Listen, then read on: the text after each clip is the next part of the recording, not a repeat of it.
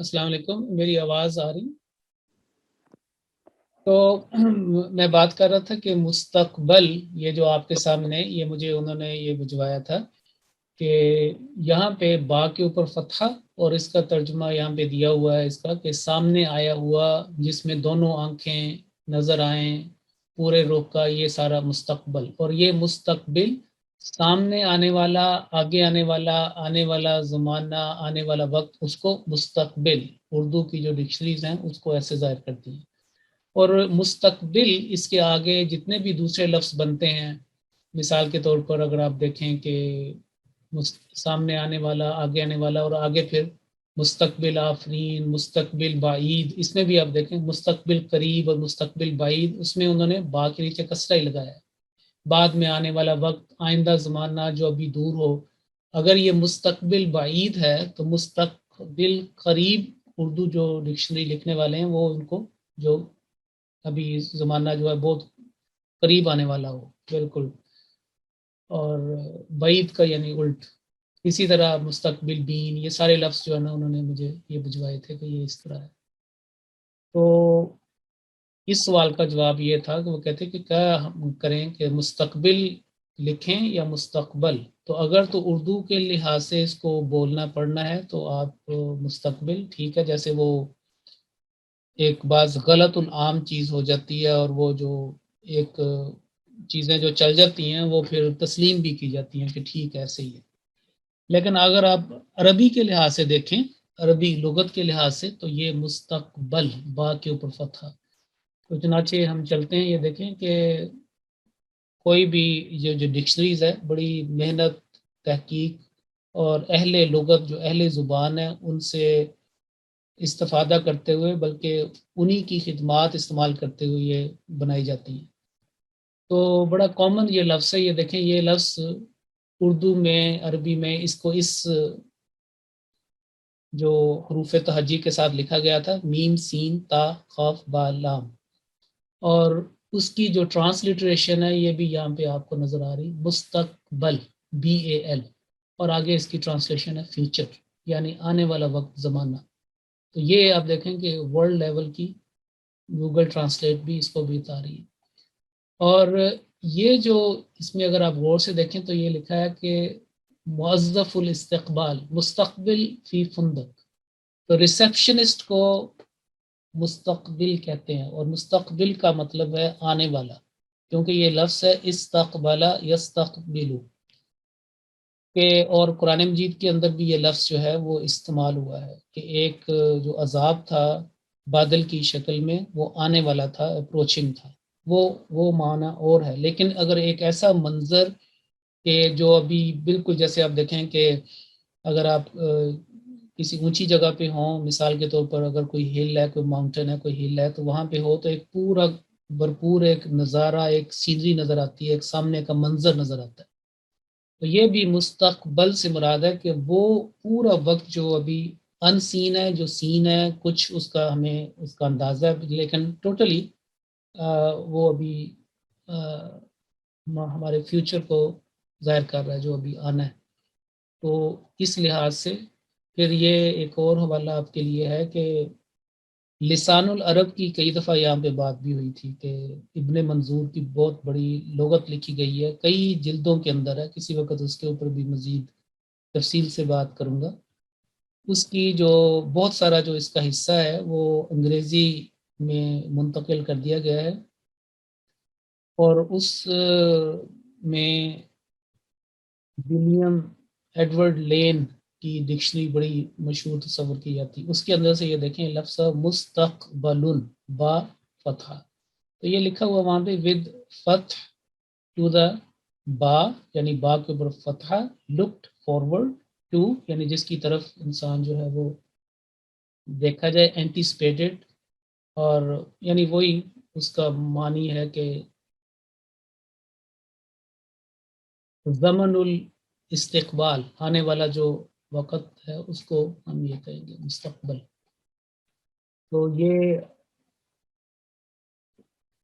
کوئی بھی ڈکشنری اگر آپ دیکھ لیں دوسری زبان کی اور اس کے ویسے بھی روٹ میں جائیں تو یہ آپ کو ملے گا. مثال کے طور پر یہ ہم اگر اس کو دیکھتے ہیں، یہ ایک ہی مرتبہ یہ لفظ قرآن کریم میں استعمال ہوا ہے، اور وہ ہے سورۃ الاحقاف، پارہ نمبر 26، اور اس کی طرف چلتے ہیں۔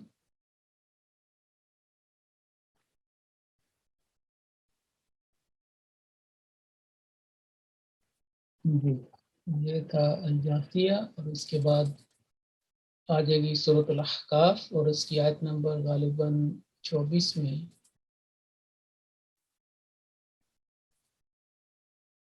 25 میں یہ لفظ استعمال ہوا ہے۔ یہ دیکھیں، اور یہ اسم الفاعل ہے، ایکٹیو پارٹیسپل، مستقبیلا، مستقبل، بڑھ رہا تھا، آ رہا تھا، اپروچنگ، آنے والا، بڑھ رہا تھا، یعنی کہ وہ جو چیز آگے چل رہی ہو۔ تو یہاں پہ عارضاً فلما رأوہ، جب انہوں نے اس کو دیکھا، اسے دیکھا، عارضاً ایک بادل کی صورت میں، مستقبلا، بڑھ رہا تھا، یہ دیکھیں کلیئر لکھا ہوا، ان اودیتہم، ان کی وادیوں کی طرف۔ یہ تو ایک ہی مرتبہ یہ قرآن کریم میں استعمال ہوا ہے با کے نیچے، اور اس کا مطلب ہے اپروچنگ، آگے آنے والا، لیکن اس معنوں میں نہیں جیسے جو وہ وقت ہے، کیونکہ وقت جو ہے آپ اس کو دیکھ نہیں سکتے، قید نہیں کر سکتے، لیکن اگر بادل ہے تو وہ آتا نظر آتا ہے سامنے سے، کوئی فزیکل چیز ہو، سم تھنگ، وہ اس کا بندہ پرسیپشن کر سکتا ہے، لیکن اگلے جو یہ ہے بالکل ان سین، کوئی پتہ نہیں نیکسٹ منٹ میں کیا ہے۔ یہ بھی اس لحاظ سے بھی اس کو ہم سمجھا جا سکتے۔ اس کے بعد ایک اور انہی کا یہ تھا کہ ایک دفعہ آپ نے یہ کہا تھا کہ تجوید میں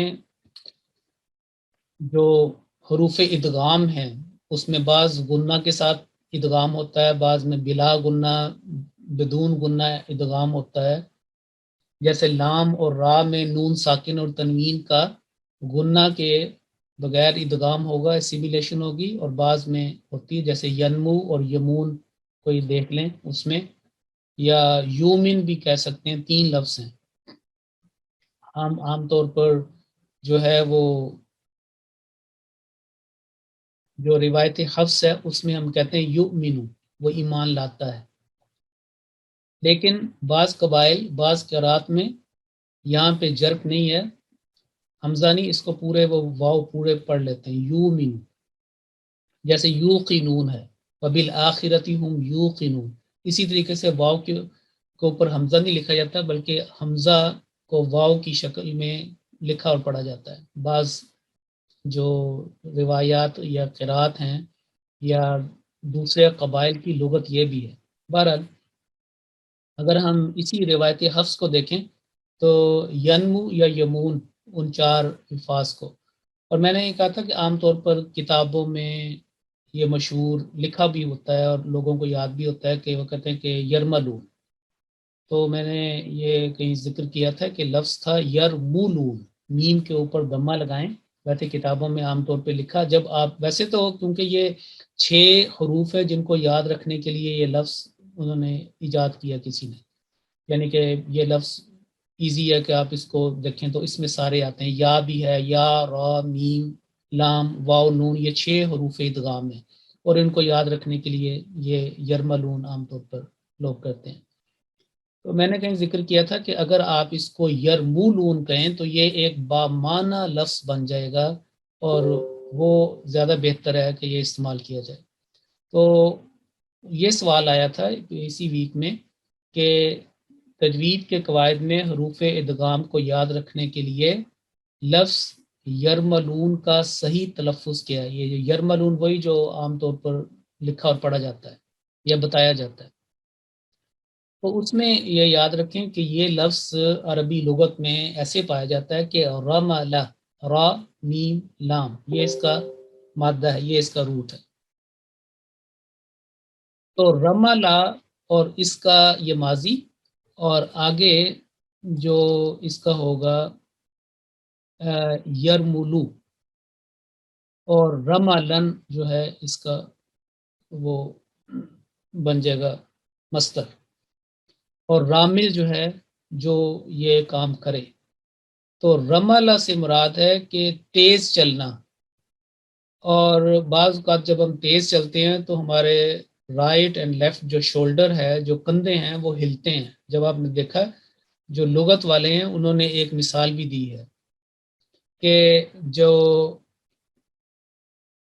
उम्रा करने वाले हैं या हज करने वाले हैं, वो सफ़ा मरवा के दरमियान जैसे सही करते हैं ना और तेज़ी से चलते हैं, और ख़ास तौर पर एक दरमियान में, सफ़ा मरवा के दरमियान में एक जगह ऐसी है जिसमें ज़्यादा तेज़ चलना होता है, वहाँ पे ग्रीन लाइट्स होती हैं।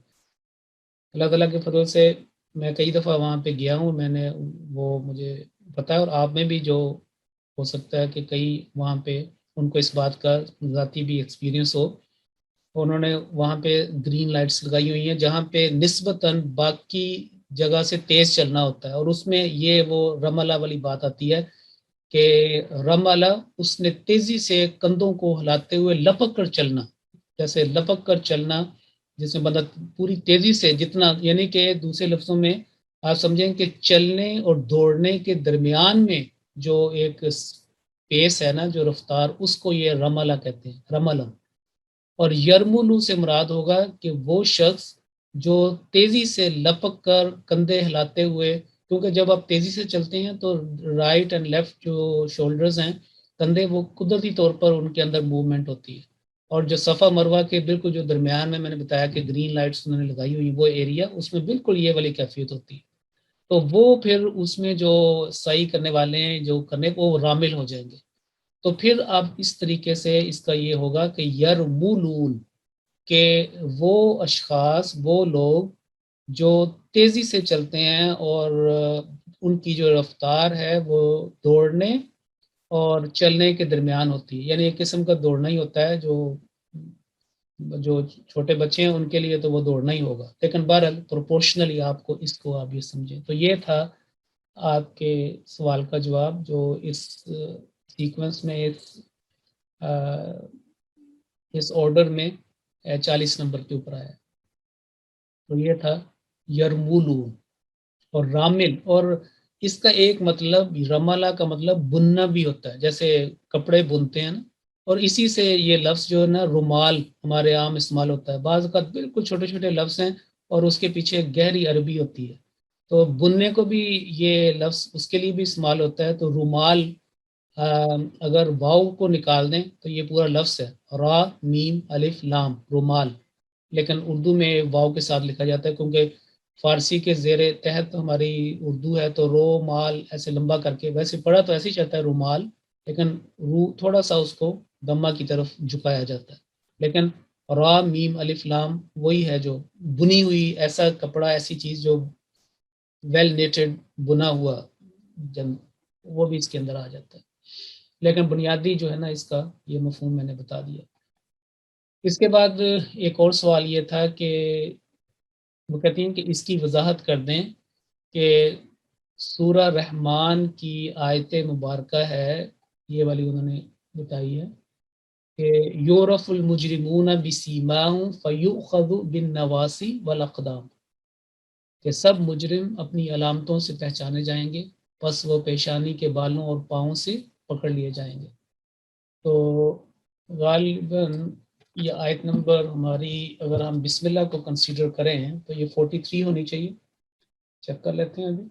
तो सूरह रहमान चैप्टर नंबर 55 और ये आ गया जी 42, नहीं ये ठीक है, फिर 42 यूरफुल मुजरिमून 42, जी ठीक है।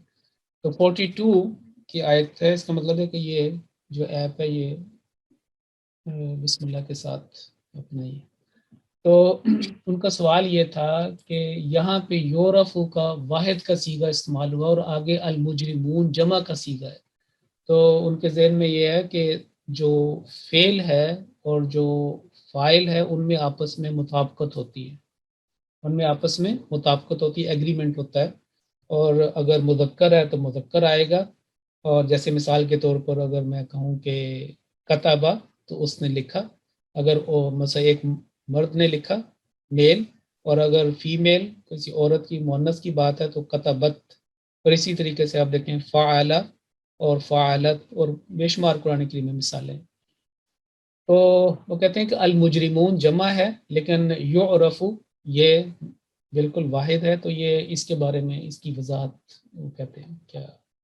تو اس سلسلے میں یہ یاد رکھیں کہ گزشتہ کلاسز میں یہ بات بھی ڈسکس ہوئی تھی کہ جملہ کی دو قسمیں ہیں، اور خاص طور پہ مرکب کی بات ہوئی تھی کہ مرکب کی دو قسمیں ہیں، مرکب مفید، مرکب غیر مفید، مرکب کامل یا تام یا پھر غیر تام یا غیر کامل، اس طرح کی باتیں اس میں ہم نے کی تھی. بلکہ یہ ہاں نہیں، وہ اس کے دوسری طرف ہے جس میں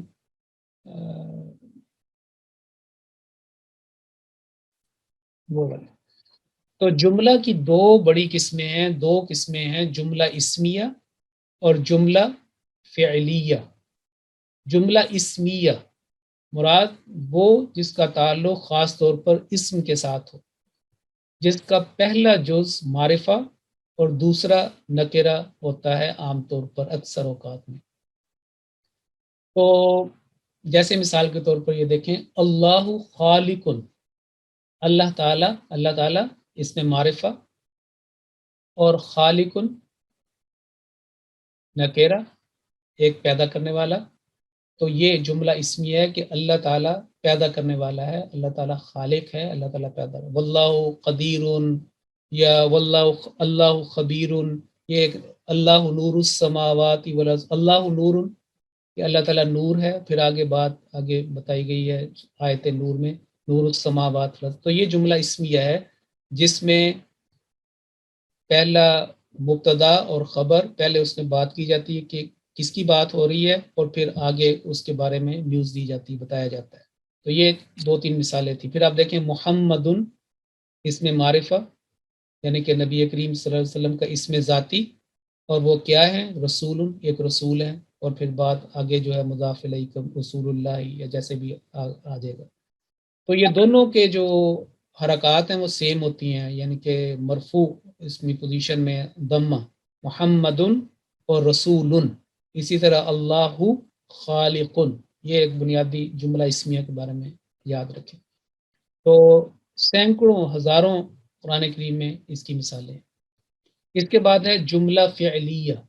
یہ جملہ وہ ہے جس میں جو فعل ہے، جو ایکشن ہے، وہ سب سے پہلا حصہ ہوتا ہے جملے کا، اور اس کے بعد جو اس کا فاعل ہے وہ اس کا ذکر ہوتا ہے. ٹھیک. اور یہ آپ دیکھیں کہ یہ ماضی کے اندر بھی ہو سکتا ہے، اور یہ مضارع یعنی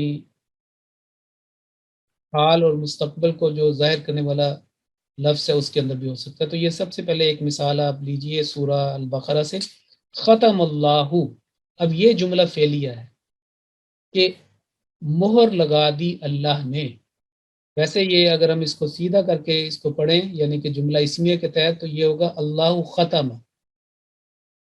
تو لیکن یہ جب عربی میں زیادہ فصیح و بلیغ یہ سمجھا جاتا ہے جب فعل سے آغاز ہو کسی بھی جملے کا، فقرے کا، سنٹینس کا، عبارت کا، اگر فعل سے آغاز ہو تو وہ زیادہ فصیح و بلیغ سمجھا جاتا ہے اور اس کو زیادہ ترجیح دی جاتی ہے عام طور پر. تو ختم اللہ علی قلوبہم، مہر کر دی کس نے؟ اللہ نے. اور اس میں آپ دیکھیں کہ جو جملہ فعلیہ میں آنے والا جو فاعل ہے وہ اس کے آخر پہ جو وہ حالت رفع میں ہوگا، یعنی اس کے اوپر ضمہ ہوگی، ختم اللہ. پھر یہ دیکھیں اگلا ایک لفظ، اگلی آیت، کتب اللہ لأغلبن انا ورسولی، سورہ المجادلہ میں، کہ کتب اللہ، اللہ تعالیٰ نے لکھ دیا ہے، مقدر کر دیا ہے اس لأغلبن انا ورسولی کہ یقیناً ضرور بضرور میں اور میرے رسول جو ہے وہ غالب آئیں گے. اس طرح کی اس کی بھی سینکڑوں مثالیں، ہنڈریڈز ایگزامپل جو ہے نا وہ قرآن کریم میں ملتی ہیں. اس کو کہتے ہیں جملہ فعلیہ. اب یہ جو کہا گیا کہ اس کے بعد جو ہے وہ اسم ہوگا، اسم الفاعل، جیسے ختم اللہ، اللہ اسم ہے، کتب اللہ، اللہ اس میں اور بھی جو ہے وہ ہو سکتے ہیں. جس سے مثال کے طور پر اگر میں کہوں کہ کتب حامد، تو وہ ہوگا کہ حامد نے لکھا. تو اس میں بھی ابھی حامد یا کوئی بھی ہو سکتا ہے والا. تو اسم جو ہے جو اس طرح کا، اس کی دو قسمیں ہیں. ایک تو وہ اسم جس کو ظاہر کہتے ہیں، اس میں ظاہر جو مینیفیسٹڈ ہے، جو آپ کو واضح طور پہ نظر آتا ہے. جیسے مثال پر کہ اگر کہا جائے کہ ختم اللہ، تو اللہ جو ہے اس میں ظاہر ہے. ابھی میں نے مثال دی تھی کہ کتب حامد، تو وہاں پہ حامد جو ہے اس میں ظاہر ہے، بالکل کلیئر سمجھ آتی ہے کہ کس کی بات ہو رہی ہے. تو ایک دوسرا اس کا ہے کہ اس میں مستتر، مستتر یعنی چھپا ہوا، ہڈن. مثال کے طور پر اگر میں صرف اتنا لکھوں، کہوں کہ کتبہ، تو اس میں ہوا جو ہے یہ اس کے اندر اسم جو ہے وہ چھپا ہوا ہے. ہوا کتبہ، تو اس نے لکھا. عام طور پر اردو کے اندر بھی جب ہم کہتے ہیں کہ شکریہ، تو آپ کا جو لفظ ہے، یا میں یہ مراد یہ ہے کہ میں آپ کا شکریہ ادا کرتا ہوں. وہ میں اور کرتا ہوں وہ انڈرسٹوڈ ہے. اب انگلش میں بھی ہم کہتے ہیں تھینک یو، تو مراد ہے آئی تھینک یو، وہی تھینک یو. تو یہ اسم مستتر چھپا ہوا اس کے اندر امبیڈڈ ہے، اس میں ظاہر. تو اس میں یہ بات ہے کہ جب فائل اس میں ظاہر ہو، تو پھر فعل جو ہے خواہ کوئی بھی اس کے بعد لفظ آ جائے، یعنی اس حالت میں یہ جو جملہ فعلیہ ہے بے شک ایک ہو، تو یہ ایک ہی رہنا تھا. مثال کے طور پر اگر یہاں پہ ہوتا نا کہ المجرم، تو یہ سیم ہی ہونا تھا، یعرف المجرم. اور اگر دو ہوتے مجرمان، تب بھی یہ سیم رہنا تھا. اگر زیادہ ہوتے، جیسے کہ یہاں پہ ہے المجرمون، تب بھی جو ہے یہ ایسے ہی ہونا تھا.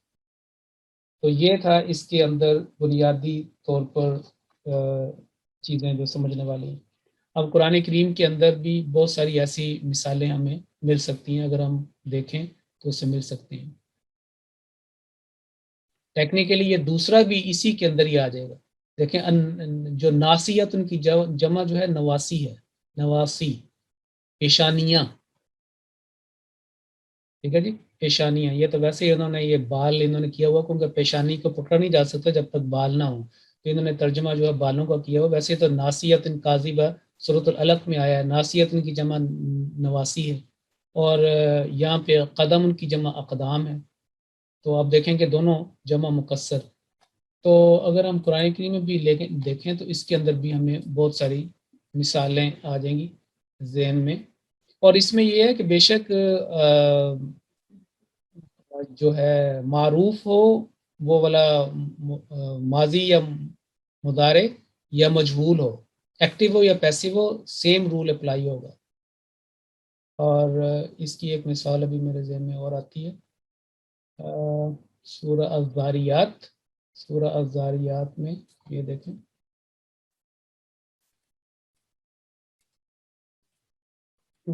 سورہ الذاریات میں یہ دیکھیں، یہ لفظ تھا قتل الخراصون. یہ وہی ہے یورف المجرمون. وہ یورف جو ہے وہ امپرفیکٹ تھا، یعنی مضارع، اور یہ تھا مجہول لیکن ماضی. تو قتل سے اس نے قتل کیا، قتلا وہ قتل کیا گیا. اور قتلا کے بعد آپ دیکھیں خراصون، واؤنون جو ہے یہ جمع کی نشانی ہے. تو قتل الخراصون. اسی طریقے سے اور بھی آپ کو اگر دیکھیں تو آپ کو یہ لفظ مل جائیں گے.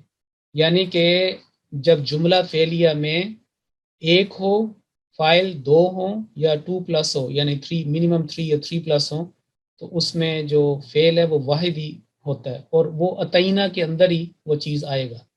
مثال کے طور پر اتینہ ہے نا، تو اگر یورف ہو، تعرف ہو، تو یہ ساری اس کے اندر جو ہے نا یہ چیزیں آ سکتی ہیں.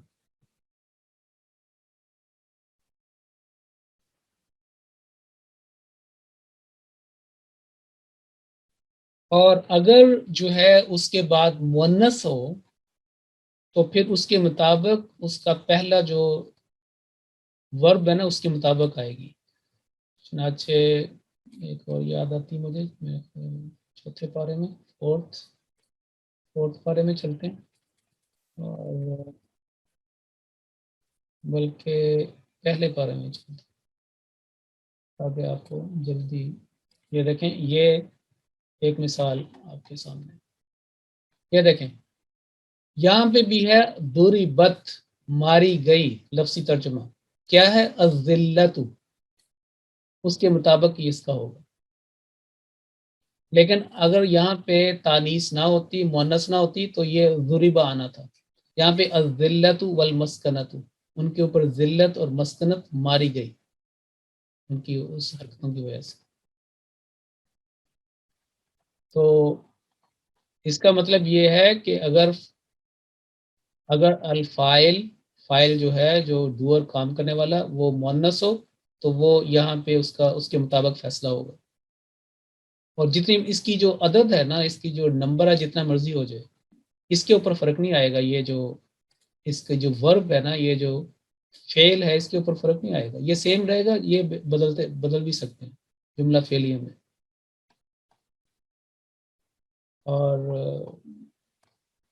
اور بھی آپ کو مثالیں جو ہے. لیکن جب جملہ اسمیہ ہوگا اگر شروع میں، تو پھر آپ کو وہ مطابقت دیکھنی پڑے گی جس کی طرف آپ کا رجحان تھا کہ یہ کیوں ایسے کیوں ہے. وہاں پہ پھر وہ چیز نہیں آئے گی. یہ صرف جملہ فعلیہ کے اندر.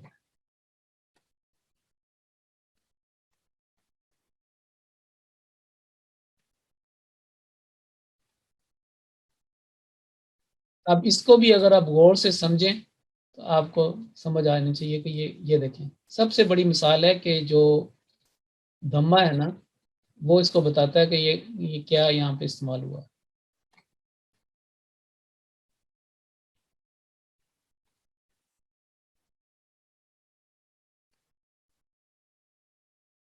یہ دیکھیں ایک اور لفظ ہے،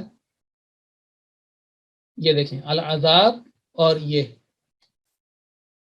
کے ساتھ نمک بھی مثالیں آپ کو مل جائیں گی.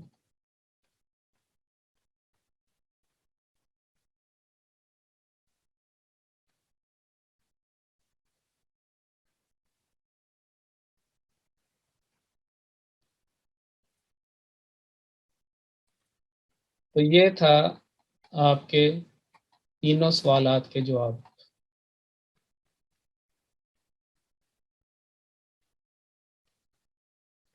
تو ٹھیک ہے، آج کلاس جو ہے آج ذرا جلدی ختم ہوگی، کیونکہ جیسے میں نے شروع میں عرض کیا تھا کہ آج کی کلاس مختصر ہوگی. اور انشاءاللہ پھر نیکسٹ کلاس کے اندر اگلے جو اس کا حصہ ہے مرکب، جو ہم نے 2 کر لیے تھے، تیسرا مزید تفصیل کے ساتھ آگے کام کو بڑھائیں گے. تو آج کی کلاس ہم یہیں پہ ختم کرتے ہیں.